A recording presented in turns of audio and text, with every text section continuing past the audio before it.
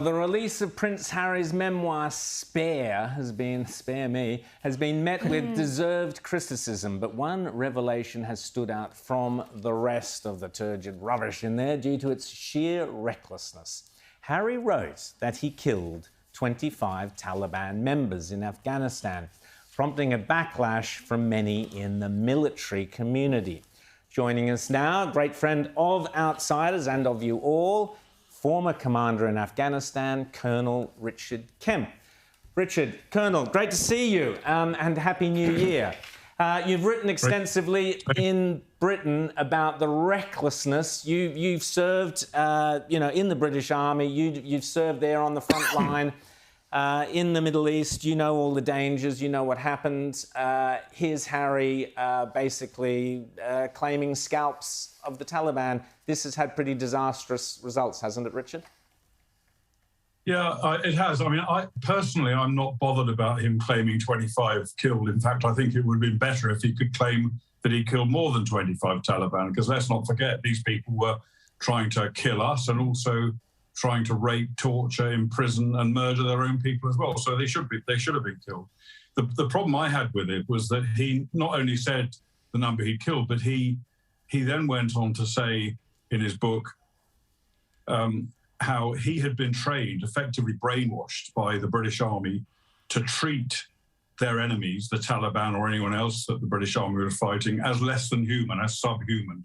And he said, we were taught effectively to see them as chess pieces to be swiped off the board. And that's not the truth. It is far from the truth. Something like that, I think, if that kind of training did occur, it would encourage British soldiers to breach the Geneva Conventions, where enemy prisoners, for example, have to be treated with respect. Their enemy dead even have to be buried properly, and wounded have to be looked after. So it's nonsense. It's actually woke nonsense. Doesn't sound much like it, but it is woke nonsense. And I think I understand what he's getting at, because his current woke mates in California no doubt wouldn't like very much the idea of him killing people voluntarily. So he has to say that really wasn't my fault, like the rest of the book. None of it's his fault. I was brainwashed. I was kind of indoctrinated by the British Army to see these people as being subhuman, to be killed. So I think that's what his game is, unfortunately. And it's very dangerous. And already it's prompted the Taliban to accuse him of war crimes. Who cares what the Taliban say, but it's grist to their propaganda mill. It will radicalize people. It will incite people to carry out attacks. And Iran, which has just murdered a dual British-Iranian citizen, are saying, well, this is the way that the Britain act. Why are you criticising us? Rita. Well, he's just created a whole lot of work, dangerous work, for his security detail. What are going to be the consequences of this long term? Will he have to watch his back for the rest of his life? Yeah, he's already a target. He was known to have fought in Afghanistan. He's obviously a member of the royal family, therefore, by definition, a target.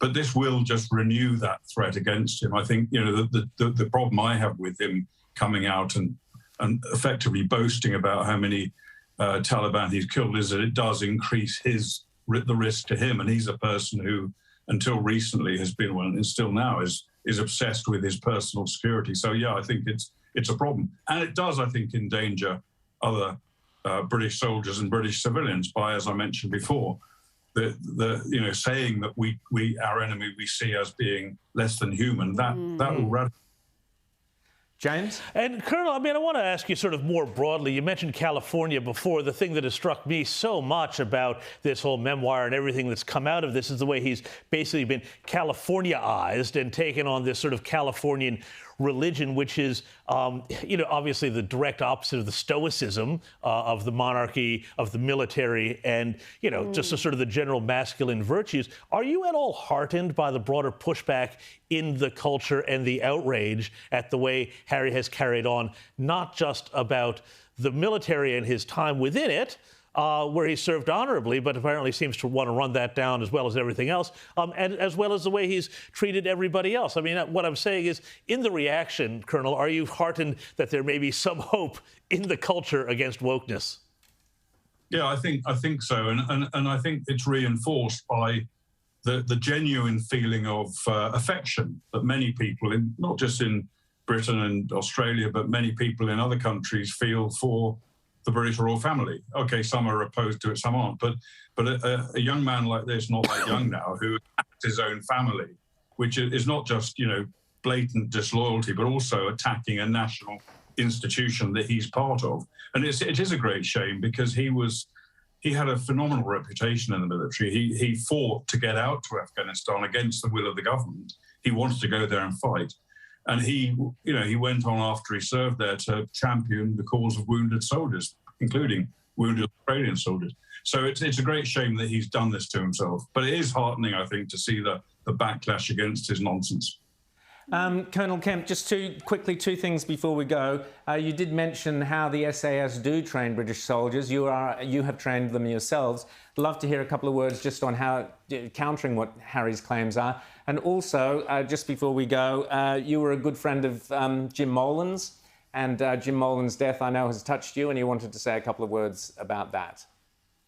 Yeah, I think, the British Army, as the Australian Army, Special Forces and regular forces, train their soldiers to show respect to the enemy. Kill them when you need to kill them, of course, that's part of the job, but also respect them and don't treat them as subhuman. I think that's the reality in both of our armies. And in terms of General Jim Molan, he was a very good friend of mine. I worked with him in a number of different areas. He was a phenomenal Australian soldier and commander, and an example to all of us. He did some extraordinary things in his time serving in Iraq, East Timor, Indonesia, and other places, and was a real strong example of the finest that the Australian Army has to offer. So I think it's a deep shame and great sadness that he tragically died a few days ago. Colonel Richard Kemp, here. Thank you so much for coming on Outsiders, and we'll chat again soon.